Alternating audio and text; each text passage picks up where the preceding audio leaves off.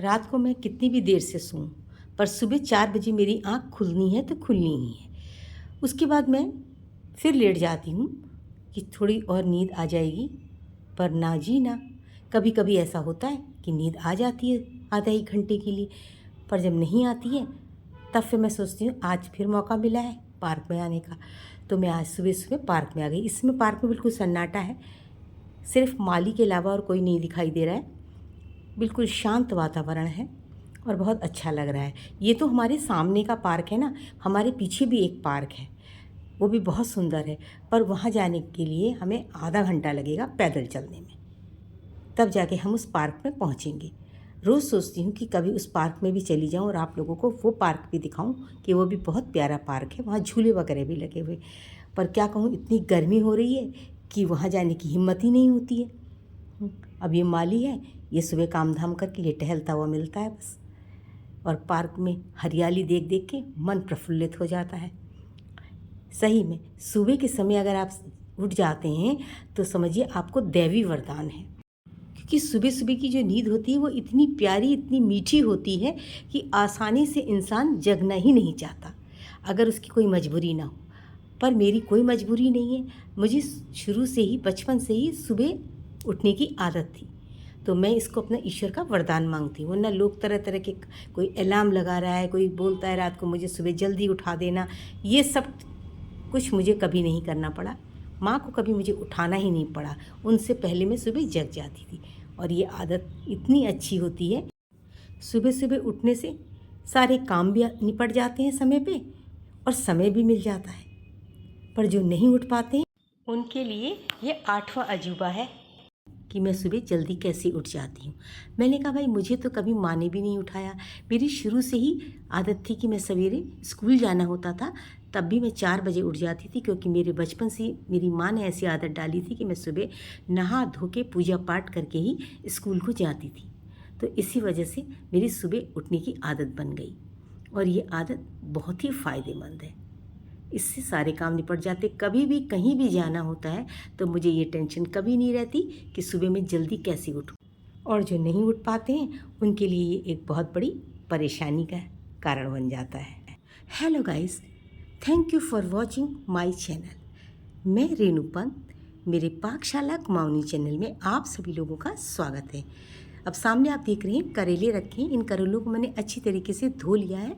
ये 260 ग्राम करेला है और इसमें मैंने नमक लगा दिया था जिससे कि ये मुलायम पड़ गए हैं। इनको बिना छीले बनाऊंगी। ये देखिए कितने मुलायम हो रहे हैं और बहुत आसानी से कट जाएंगे। और इसके अंदर बिल्कुल भी बीज नहीं है। बीज वाला करेला अगर होता है तो उसका पहले बीज निकालना पड़ता है। इसमें कुछ भी नहीं करना है, बस इसको फटाफट काट लेना है। अब इसको सबसे पहले मैं एक पानी से और धो लूँगी, क्योंकि इसमें मैंने बहुत ज़्यादा नमक लगाया था। ये देखिए आपको पानी दिखाई दे रहा है, ये नमक का पानी है। उसके बाद हम इसको काट लेंगे।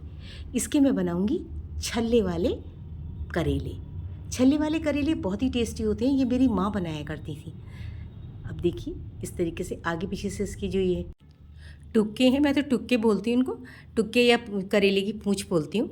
बस इनको पहले अलग कर देते हैं। उसके बाद हम करेलों को बारीक बारीक गोल छल्लों में काट लेंगे। अगर करेले में बीज है तो आप ऊपर नीचे से जब काटते हैं तो ऊपर का हिस्सा ज़रा चौड़ा काट लीजिए और उसमें चाकू की मदद से गोल गोल घुमाइए तो सारे बीज निकल के चले आएंगे, और फिर आप इस तरह से छल्ले वाले काट लेंगे। ये देखिए जैसे इसमें एक मुझे दिखाई दिया कि कुछ लग रहा था, वैसे वो बहुत मुलायम था, फिर भी मैंने उसे हटा दिया। आपको मैं दिखाती हूँ कि कैसे इसके बीज आप ऐसे निकाल सकते हैं। ये देखिए मैंने चाकू इसके अंदर डाला और इसके बीजों को निकाल लिया है, और अब इस तरीके से मैं इसके गोल गोल छल्ले कर लेंगे। बहुत ही स्वादिष्ट इसकी सब्ज़ी बनती है। मुझे ये चावल के साथ बहुत पसंद है। अब बच्चों की वजह से मुझे करेले में नमक लगाना पड़ता है कि जिससे उनको कड़वा कम लगे, परंतु जब मुझे अपने लिए बनाना होता है तो मैं इसमें बिल्कुल भी नमक वगैरह कुछ नहीं लगाती हूँ। बस अच्छी तरह से धो लिया और इसी तरीके से पतले पतले गोल गोल छल्ले काट लिए। देखिए बातों ही बातों में करेला कट गया है। डायबिटीज़ के पेशेंट के लिए करेला बहुत ही फ़ायदेमंद होता है। मेरी माँ को भी डायबिटीज़ था, तो इस वजह से वो करेले का जो रस होता था उसको पी लेती थी, और कच्चा करेला भी वो आराम से खा लेती थी, उनको बिल्कुल भी कड़वा नहीं लगता था। चलिए अब प्याज काट लेते हैं। ये 3 प्याज हैं। एक प्याज मैंने देखा अंदर से कुछ गड़बड़ था तो उसको मैंने अलग कर दिया है। प्याज अगर आप करेले की सब्ज़ी में ज़्यादा डालेंगे और उसको कम भूनेंगे तो देखिएगा करेला आपका बहुत मीठा हो जाएगा, क्योंकि प्याज में होती है मिठास, इसलिए करेला भी मीठा हो जाता है।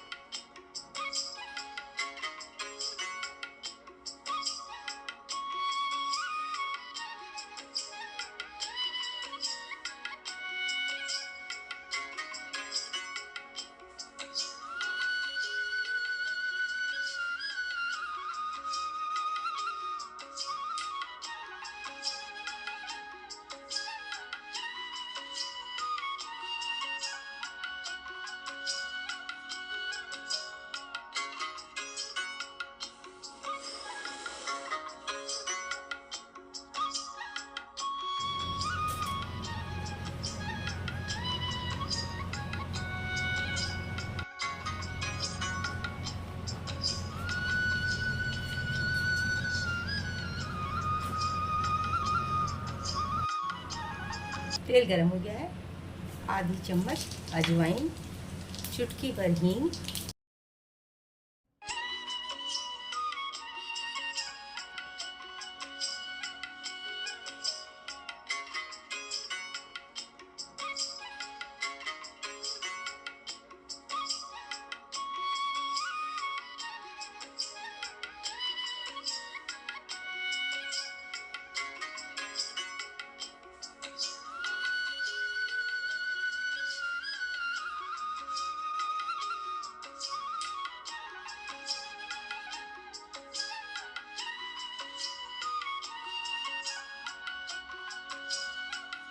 थोड़ा सा नमक डाल रही हूँ क्योंकि करेले में मैंने काफ़ी नमक डाला था, उसको निचोड़ने के बाद भी उसमें नमक है।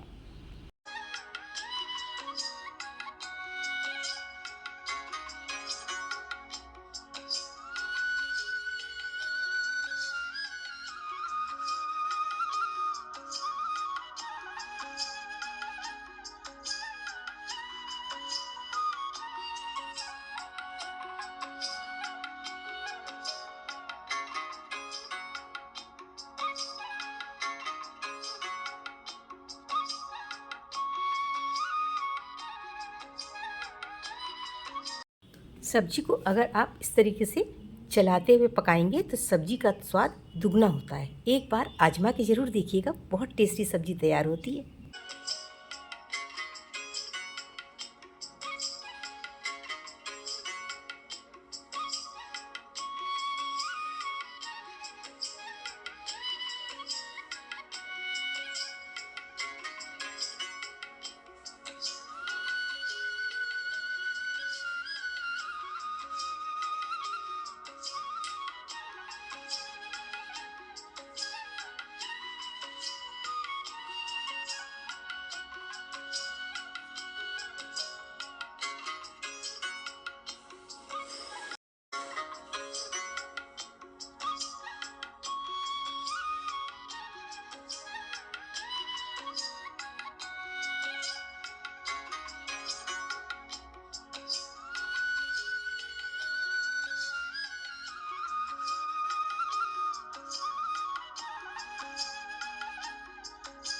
आधी चम्मच कश्मीरी लाल मिर्च और सौंफ धनिए का मैंने मसाला तैयार किया है, घर ही में भून के पीस लिया है, वो भी डाला है। इसका टेस्ट बहुत बढ़िया आएगा सौंफ धनिए से। अब इसमें डालेंगे हम आधी चम्मच आमचूर पाउडर,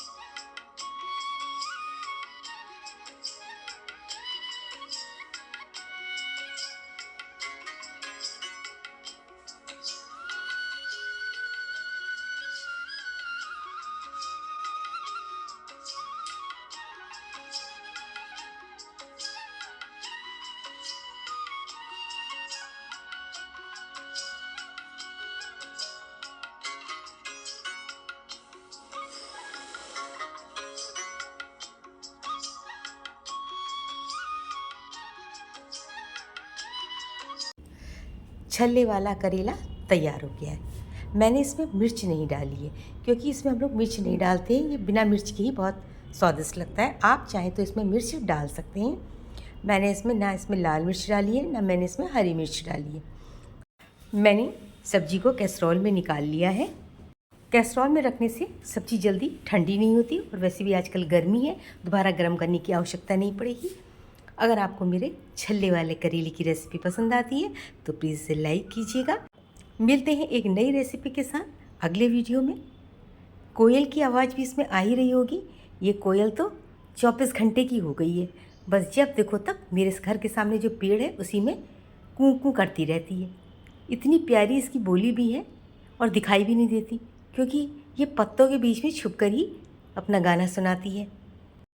आप लोग भी कोयल की सुरीली आवाज़ सुनिए। जय श्री राम।